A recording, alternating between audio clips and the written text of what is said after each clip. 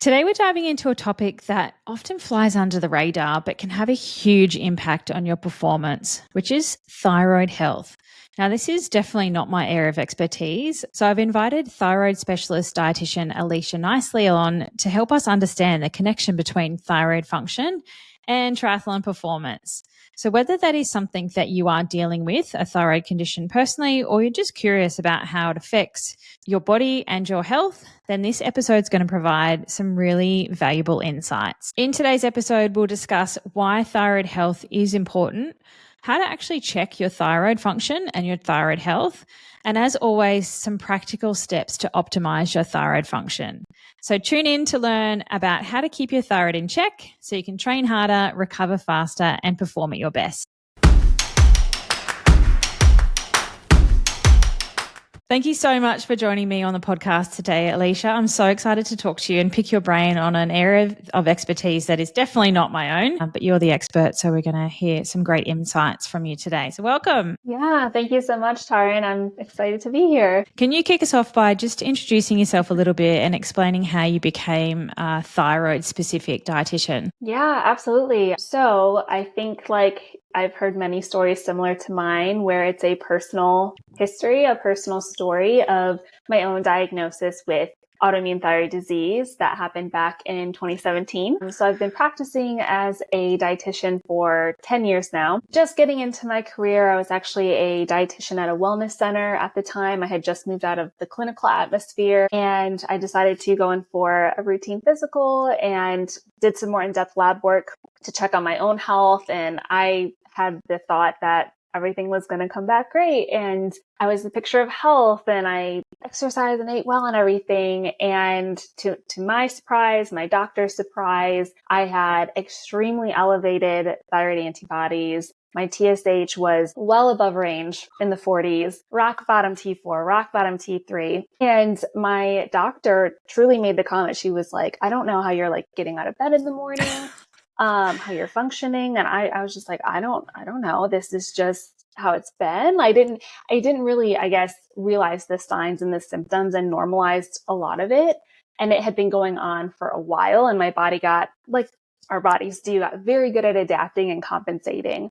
So that was a huge turning point for me and for what I understood health to be and what to look out for and also my career. So I continued working at the wellness center and I saw a lot of thyroid patients and now had a personal attachment to it that I wanted to learn as much as I could to help my own body and then also the patients I was seeing more than what we were already doing. And through that, I also got to experience the patient side of being referred to an endocrinologist and not getting any help on lifestyle, none. And that was extremely frustrating because as a dietitian, I very much understood the importance of nutrition and, you can manage chronic diseases through lifestyle, but I wasn't being told that by my providers.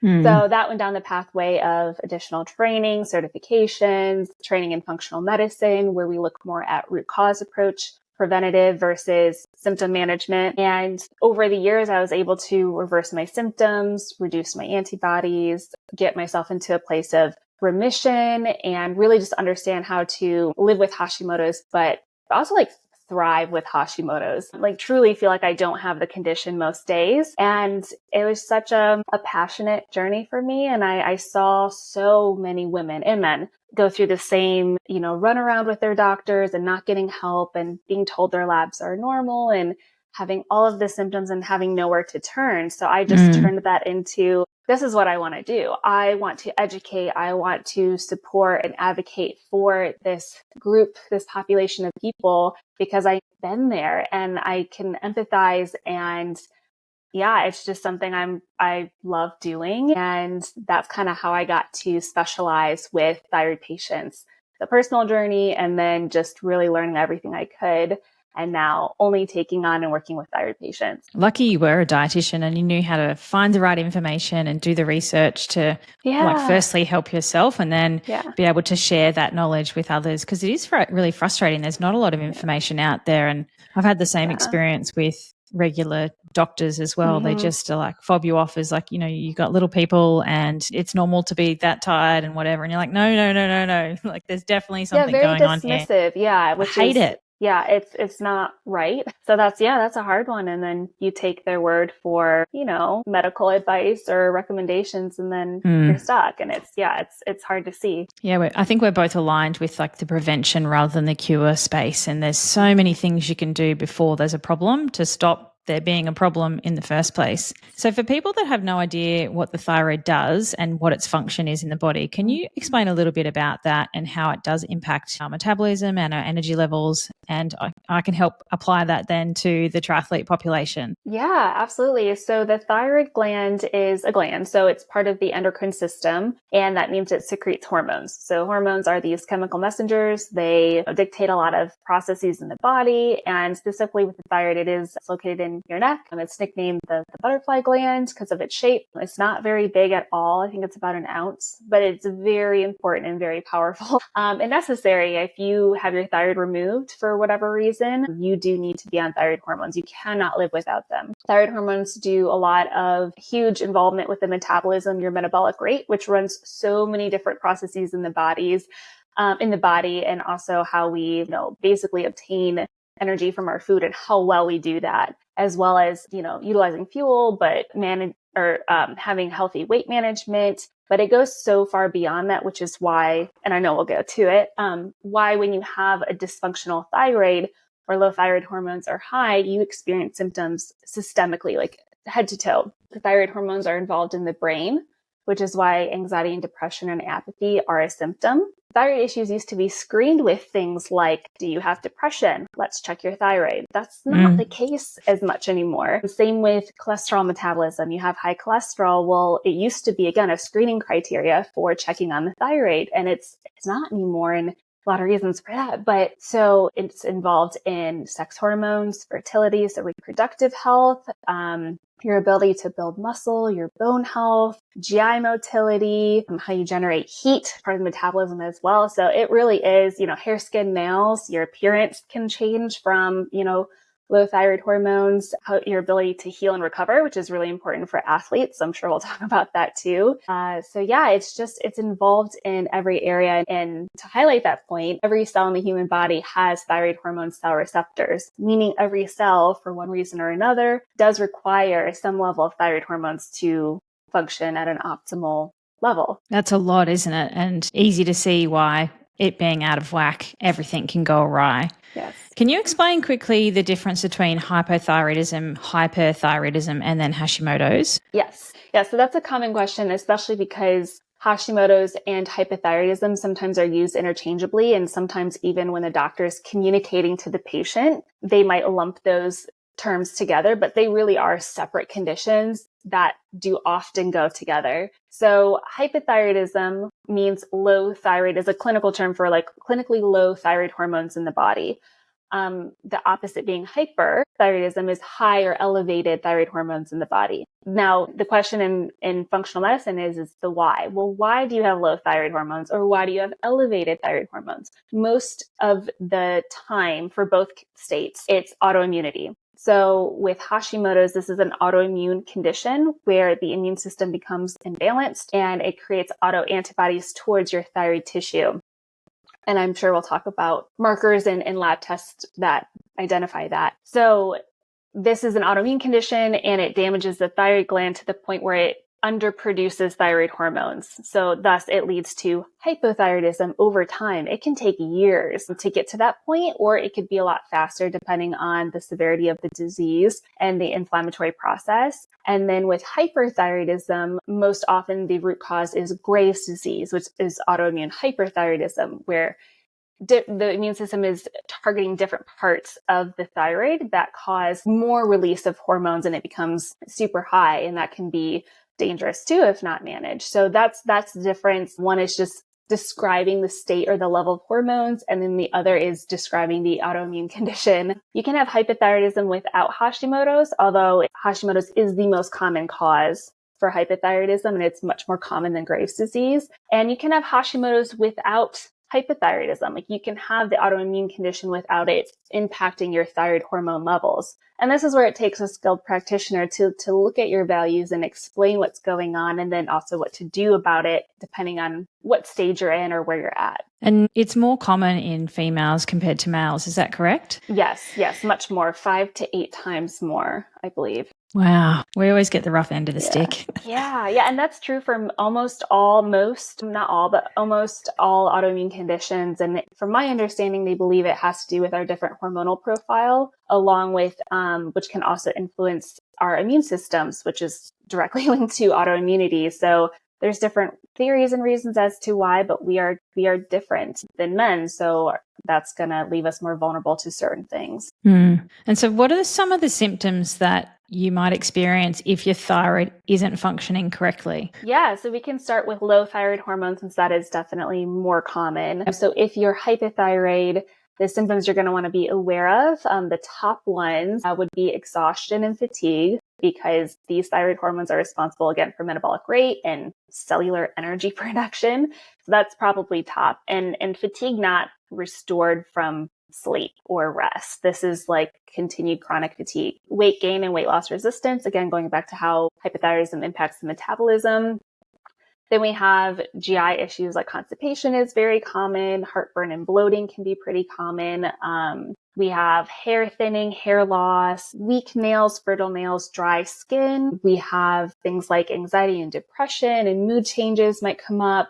You might notice changes with your hormones. So that could look like changes with your menstrual cycle. It could look like a loss of your period as well. So that's, a huge indicator of women's health is the health of your menstrual cycle. It could look like high cholesterol, or cold extremities is a big one. So cold hands and feet and nose. So again, poor circulation, not able to generate body heat very well. It could be poor recovery. It could be the inability to build muscle. That one was one that I felt like I experienced. Even things like osteopenia and osteoporosis, because they're involved in building strong bones too. So yeah, those are kind of the top ones, I would say. And then for hyper, kind of looking at basically the opposite of a lot of those things. So this could look like feeling really hot, having a higher metabolic rate. So it's actually, they might be thinner or unable to gain weight in a healthy way. They could feel anxious. They could deal with insomnia, heart palpitations. Thyroid hormones are involved in like heart rate as well. Also with GI health, it can be, instead of constipation, like loose stools, like rapid movement through the GI system. So those are some of the more common symptoms you'll see with like excessive thyroid hormone levels. A lot of those things are probably what triathletes feel like on the daily basis. And some of it might even be confused with iron deficiency. One of the things we'll dive into later is how to actually check for it and what we're looking for in our blood, so that you are not sitting there freaking out that you've got hyperthyroidism right now. Because a lot of that stuff can go hand in hand with being quite active, doing a lot of training, having a full night of sleep and still feeling tired when you wake up, as well as, the bowel type things. Either direction it could go.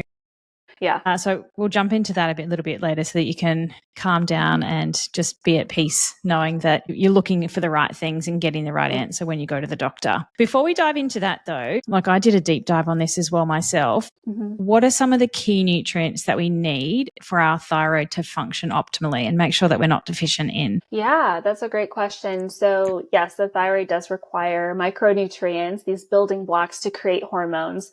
The one I think most people are aware of is iodine. So if you look at a lab test and you see like T4, T3, that's actually describing the number of iodine molecules attached to make that hormone. So iodine is important. The thing to know, it's this Goldilocks kind of nutrient, because you don't want too little and you don't want too much, especially in the case of Hashimoto's, because it can actually exacerbate autoimmune activity. So we do need some. The thyroid doesn't need too much. I think it's like 52 micrograms. I know it's recommended like 150 for general health, and then more if you're breastfeeding or pregnant. But that is definitely necessary for the thyroid. But if you have Hashimoto's, sometimes we recommend restricting or going on a low iodine diet for autoimmune management. But iodine's one, and in developed countries, it's not so much of an issue like it is elsewhere in third world countries, where they're actually iodine deficient and they develop goiters and things like that. And hence why we did iodized salt to prevent that. But now with our diets have plenty of iodine, and then it's added to the salt too, and in processed foods. So not so much of a concern. Then we have other nutrients like selenium and zinc are really helpful for thyroid hormone conversion. Our thyroid produces mostly inactive thyroid hormone, and in our peripheral tissues, we do convert that to the active useful thyroid hormone. So certain nutrients are required for that. There's also certain amino acids like tyrosine that are used as the building blocks for thyroid hormones. But if you're getting adequate protein, you're going to be hitting that you're going to get enough of that amino acid where you don't need to supplement for anything like that. Really, it's looking at your overall dietary intake of protein. There's vitamin A is another great one. And then we can kind of get into there's nutrients too specifically that can be helpful for Hashimoto's and immune modulation and inflammation management. But those are some of the top ones that I think a lot of people may have heard about, or you might see in a thyroid complex support supplement or something like that, are those nutrients. And is that something that you'd recommend people take, is just a general thyroid support supplement? It depends. When I work with my clients, I really take a look at their nutrition and then their lab work and see if they need more, maybe a therapeutic consistent dose through supplementation. The fact is that our nutrition habits may not be great, but on top of that, our food quality and, soils are depleted. Our food's more depleted than it used to be. So it does help to fill the gaps, but I do it on a more case by case basis. Supplements have a time and place, but not for everyone, for sure. Certain things can deplete, your ability to absorb or acquire nutrients, whether it's GI issues or stress. So I take all of that into an account. Otherwise, you could be wasting money on a supplement that you don't need. If you could just focus on certain foods in your diet, you'd be all right. Yeah, good answer. I like it. I'm glad we're on the same page. Yes. And so what are some of your favorite foods then to help hit those big target nutrients? Yeah. So this may not be popular, but I'm just going to speak the truth. So organ meats and seafood are great sources of all of the things I just listed. So you get those minerals like copper, zinc, selenium, protein, of course. You're going to get iodine in seafood and sea vegetables. Again, being cautious with that if you have Hashimoto's. Nuts and seeds are going to be sources of zinc and magnesium. Brazil nuts are a very rich source of selenium. And then I'm a huge fan of animal-based protein because it is very bioavailable. It's very nutrient dense. It's very easy for the body to get those nutrients. Not that you can't be plant-based. You can. You just have to usually be a little bit more on top of your nutrition, making sure you're getting the right combinations and enough of the food, and you can digest that all very well. But yeah, those are some great ones. And then I'm a huge fan of antioxidant rich foods. So like your berries and your dark leafy greens and, omega-3s as well. And that can be very therapeutic too, since most cases of hypothyroidism are Hashimoto's, not always, but it's a great thing to include in your diet. Yeah, nice. I love that they're all whole foods and they're all real foods too. Mm-hmm. Yep. So from a training perspective, what are some signs and symptoms that a triathlete is maybe overdoing it with training if their thyroid's not working properly, or some of the warning signs that they may need to adjust their training a little bit or do something differently to help their overall health? Yeah, that's a really good question. I feel like most athletes kind of know, or they should, if they have the awareness there, they should know what their body feels like when they're performing and recovering well. Like they're hitting new PRs, their times are better, they're lifting heavier, whatever it might look like for them. But when that starts to all feel like it's becoming compromised. So some classic signs of overtraining could be like insomnia, changes with your appetite, excessively sore muscles. You just can't perform at a level that you maybe used to be. If you want to compare that to like your baseline or like your peak level of performance, that is a big indicator that, okay, something is up, whether it's stress on the body, inflammation, hormones are off, and it's definitely worth investigating. So those are kind of the top ones. Yeah, thank you. I think a lot of triathletes have no idea.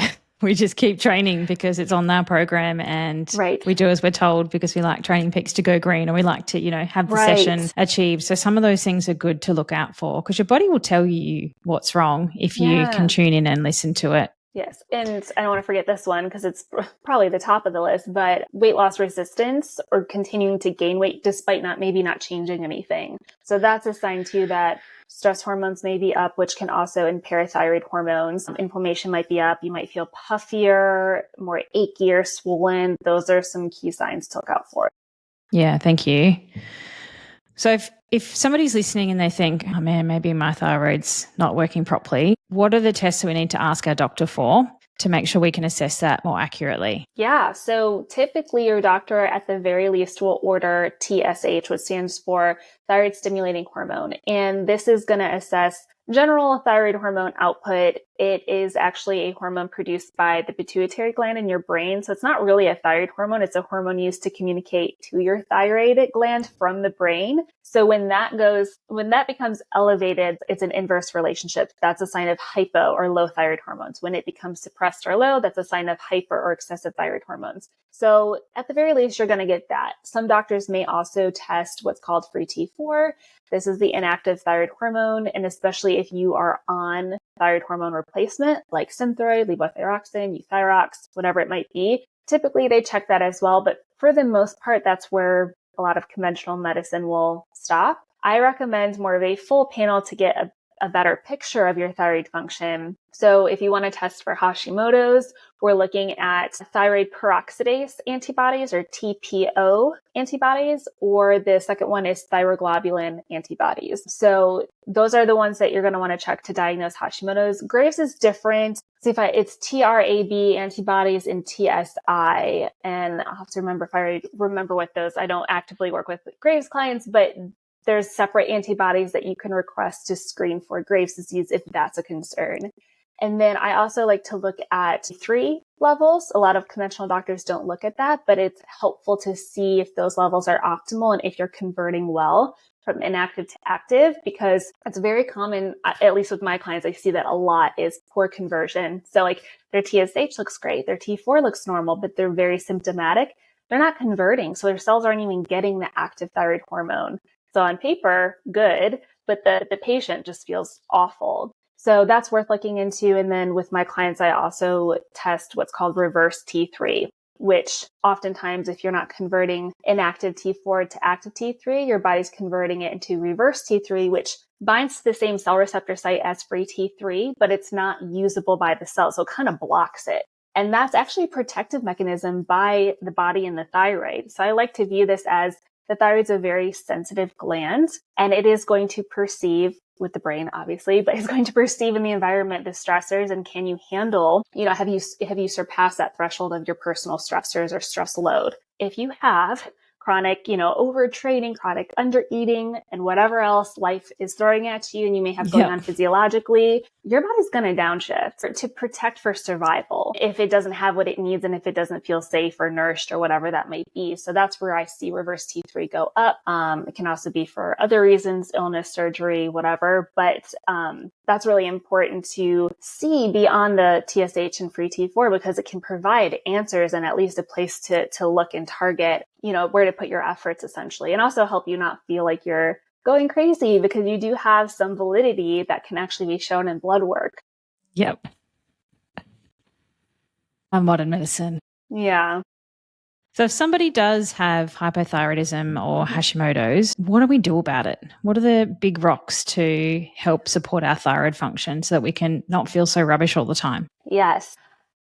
I mean, a lot of these are going to go back. I mean, they're all individual. So that's the tricky part. But the ones that I think almost everyone can work on optimizing that I talk to with all of my clients on social media is we want to work on your nutrition. There's almost always areas for improvement of the quality of your diet, your meal timing, how well you're balancing your blood sugar levels. That's, a great, because we're eating every day, multiple times a day. So it's a really good opportunity to work on improving. So nutrition is good. And with that, I really like working on gut health. So that's a big one too, because it is very much connected to how well you're absorbing the nutrients from your diet, but also immune balance and regulation. I have a lot of, and this is kind of a two-way street, like thyroid function and autoimmunity impact gut health and vice versa. So we kind of got to put the flame out somewhere. And that's a really good place to start. gut health and nutrition, and that can help calm inflammation and absorb micronutrients from your diet better. Metabolic health would look like blood sugar balance, again, nutrition, but also the type of movement. I love the phrase, the dose makes the poison. That's true for almost anything, whether it's your diet, your exercise, your recovery. So I keep that in mind for all of my clients of, their personal stress buckets. And then, how can we modify, mitigate things to help you feel better and help your body recover better. So movement, it's a great therapeutic tool, but when it's underdone or overdone, it goes into that bucket of a negative stressor versus a positive stressor. So that's when I work with my clients on a lot, is making sure that works for them and for their bodies. And a lot of times it's temporary too. It's not like you're going to, scale back on exercising forever. Sometimes it's just in a short term to give your body a chance and a break and work on some other areas. And then another very big one would be stress management.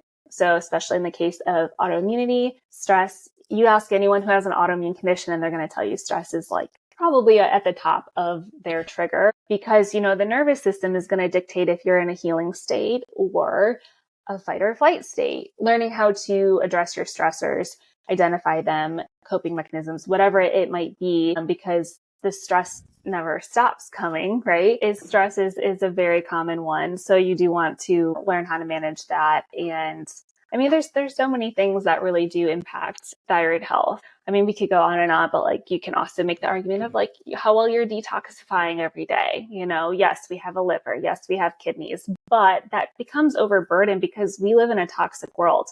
I don't care where you live or who you are. The fact is we're exposed to so many things that our bodies weren't really intended to, and that can build up. And then you throw in thyroid hormones and sluggish thyroid and things start to slow down, and you see liver impairments, and the liver is a big site for thyroid hormone conversion. So then again, it's this two-way street, as is a lot of things in the body. I always tell my clients, like, let's take inventory of your life. What are your top 3 biggest areas that in your gut and like be honest that you could improve upon? Are you not getting outside, or is your diet not great? Well, how is your emotional and mental health? That type of thing. And when we start there, I mean, we really do see a lot of great progress and allowing the body to get into a better place of healing. Yeah. So you mentioned detoxing. What are some of the key products in our lives that we need to maybe switch to a different option?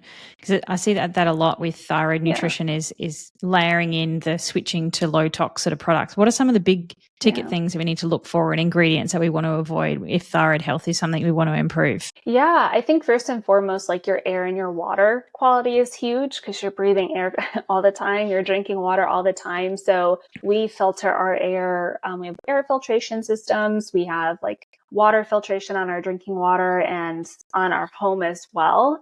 Because you are going to get things like chlorine and fluoride and things like that can disrupt thyroid hormone production. Specifically, fluoride is a big one because it's in the same family and it can block iodine uptake into the thyroid. And some people are more sensitive to that. So those are 2 big ones. And then, when it comes to especially women, if you are wearing makeup every day or perfume and things like that, it's really a great idea to look at how many products you're using and how many ingredients we're being exposed to. There's so many things, and they can also disrupt, estrogen. You hear the term like endocrine disruptors or xenoestrogens. Like they can mess with your fertility health and your estrogen balance. So, like looking at your deodorant, I mean, as natural as you can get.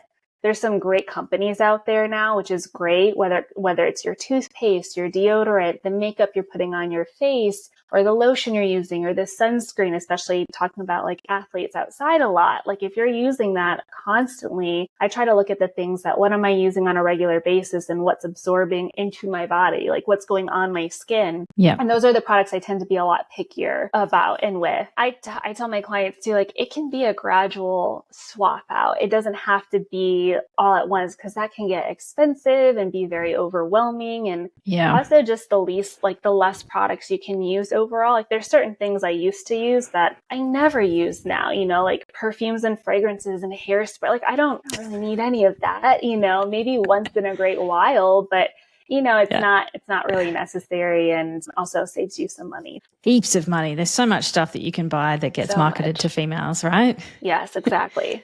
on the female path, for the female athletes that are listening, I know that postpartum thyroiditis is a thing and can impact the first 12 months postpartum. Do you know how common that is, or how many people you see in that space? And then what are some tips for somebody that might be navigating that? Yeah, great question. I don't know the stats, like the updated stats on how common it is.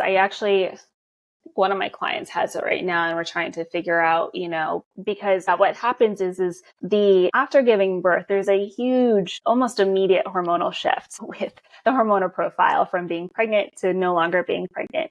And that, again, with the connection with the immune system, is a huge toll on the body. And anyone who's had a baby can testify to the extreme night and day change that is. So it can cause this transient inflammation of the thyroid gland that can last anywhere from 6 months to potentially 18 months, but 12 months is about the average. And it will show up on lab work like Hashimoto. So sometimes it's hard to differentiate other than the timeline. It happened postpartum. But postpartum is also a pretty common time for women to also develop Hashimoto's. So with postpartum thyroiditis, it does usually resolve on its own.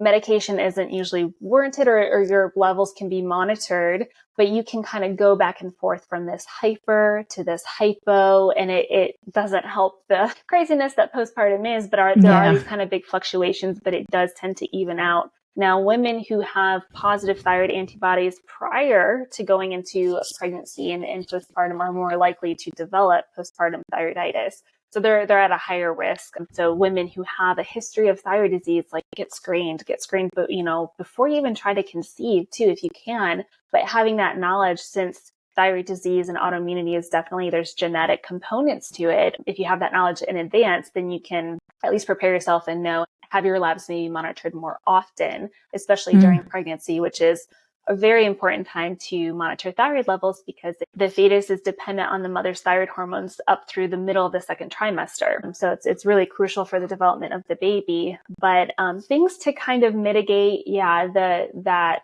time period if someone is dealing with postpartum thyroiditis. Again, we're kind of looking at ways to help with inflammation. Thyroiditis is inflammation of the thyroid gland. And for some people, it does help for them to experiment with their nutrition and see what foods might be triggering more inflammation, whether that's gluten, processed foods, excessive sugar, excessive caffeine or alcohol, highly processed foods, nutrient void foods, like maybe they're not getting enough micronutrients or antioxidants or polyphenols or enough protein. That type of thing can be really helpful. And then as much as possible, the stress piece is still going to be huge. As much as you can with a newborn is trying to allow yourself to rest and recover. And I think it can be very helpful too to record your symptoms and record a timeline so you have more data to bring to your doctor as they are checking on your labs. They may want to do, depending on the case, an ultrasound of your thyroid gland to make sure that, if there's swelling or something else, that they can just keep an eye on it.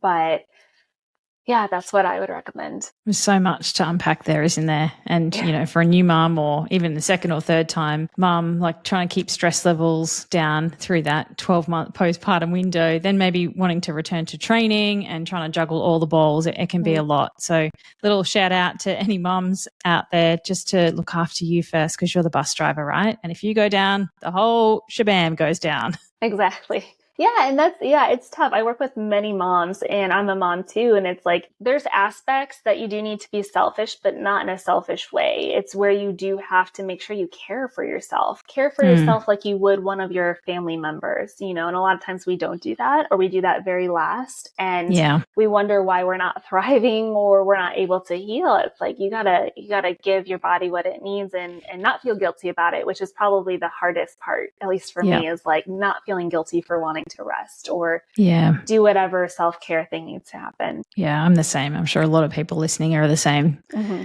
So in terms of like ongoing management and long-term with thyroid things, you hear about, remission. You said it right in the beginning. Is it possible to heal from Hashimoto's and not have it anymore? Or do you mean just not having any markers in your biochem that are out of whack and you feel good on a daily basis? Yeah, so there's no permanent cure, at least that I'm aware of, for autoimmune conditions. There are a variety of therapies, whether you look at, not so much for Hashimoto's, but whether it's like medications like immunosuppressants, steroids, there's those options typically offered in conventional medicine for autoimmunity. More of the holistic functional approach really is about remission as far as essentially keeping your immune system happy and balanced, your lab work stable and even. And when you have erratic lab work, like your TSH is bouncing all over, you're constantly having medication management, that's usually a sign of inflammation to the thyroid gland or an autoimmune flare. So that's important to kind of understand that. But it's learning how to care for your body while living with Hashimoto's. And the thing is that, and to no fault of your own, because life is going to happen, but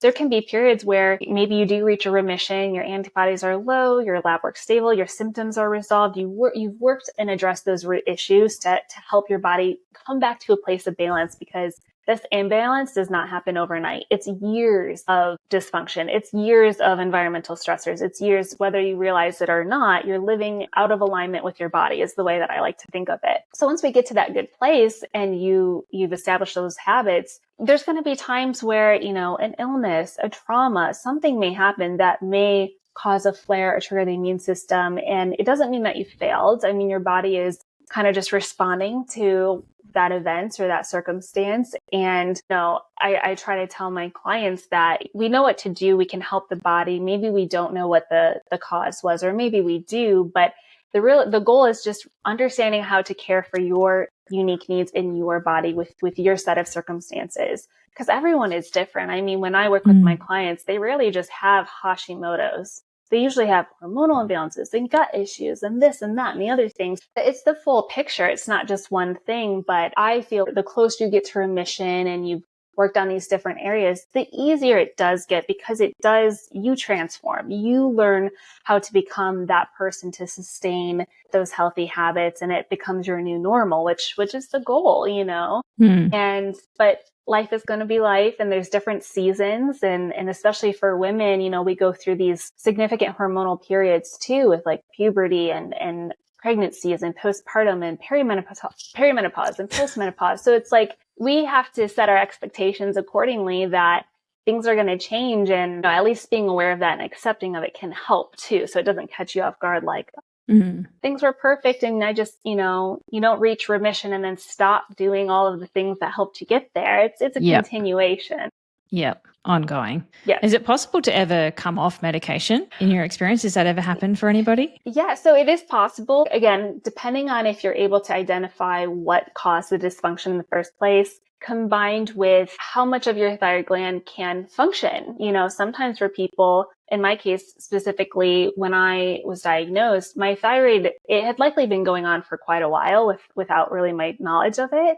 Yeah. So I kind of explain to people that maybe your thyroid's working at 80%. It may never get back to 100. Maybe it will. But in that case, like, hormone replacement therapy is recommended because we don't want to be in a suboptimal place long term. We don't want to chronically be in a hypothyroid state, because that is damaging too. So some people can, whether they figure out that, I know there's cases of and research to support that excessive iodine, and once their nutrition was mitigated, they were able to get their Hashimoto's in remission, and maybe they didn't even need thyroid hormones in the first place, but they were placed on it inappropriately, right? That can happen too, where the thyroid hormones are prescribed very quickly and very easily. Like one of the most common prescribed prescription, drugs. So that too is sometimes, and I've had many clients like over the years who they have Hashimoto's or they didn't need to go on medication. We had room to work on lifestyle things first. Their lab work didn't warrant it, but they were placed on it because they had symptoms. So their doctor said, okay, I'll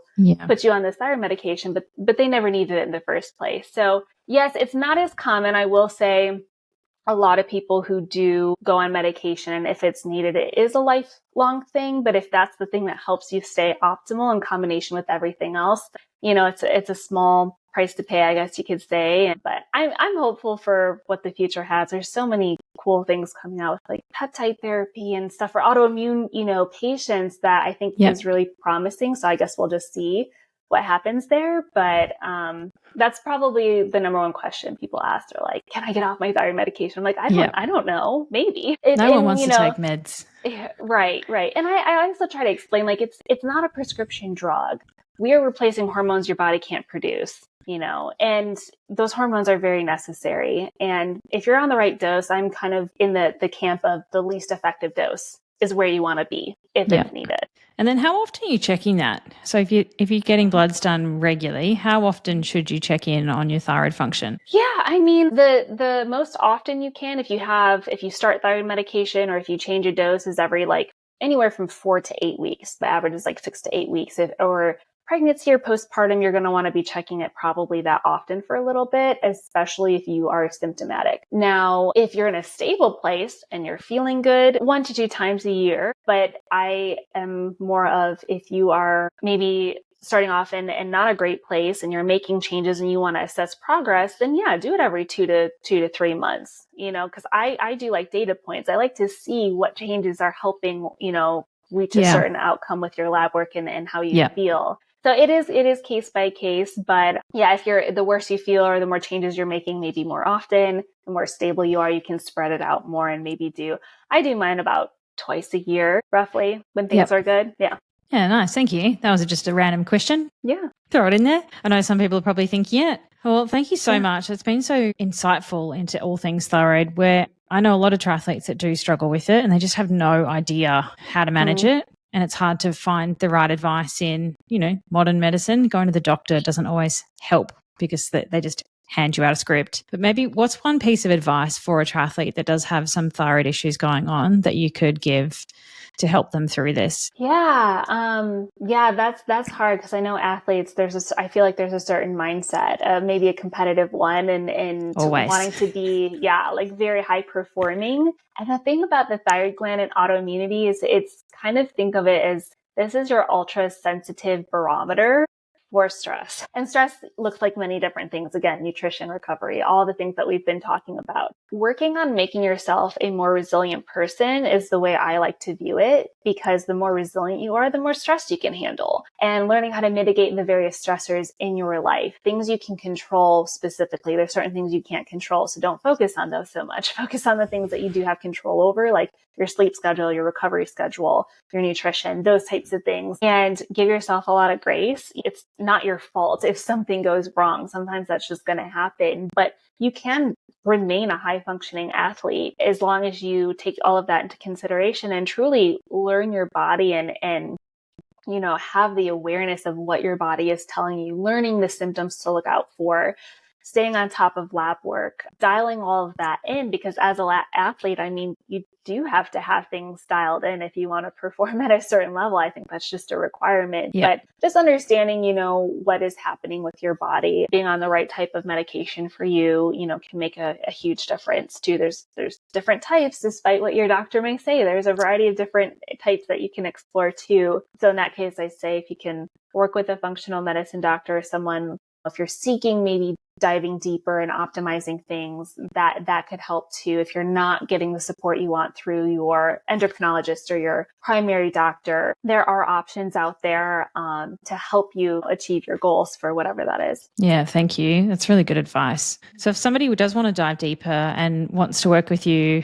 and to support their thyroid, how do they go about doing that? Yeah, find me on Instagram. That's the best way. I have all of my resources, free and paid, and courses and working with me. Everything's housed there. So that's at Alisha, Lisha _thyroid_RD. I'm sure it'll be linked, but send me I'll a link it for you. message. Yes, thank you. Give me a follow, and hoping to open up more services outside of the US as things become easier to do, whether that's testing and things like that. So hopefully I can offer that to people who are listening in Australia or otherwise. Yeah. Thank you so much. That's been very eye-opening, and I hope everyone else has enjoyed it as much as I have. Yeah. Yeah. Thanks Thank for you for joining me. having me. This was great. I really enjoyed it.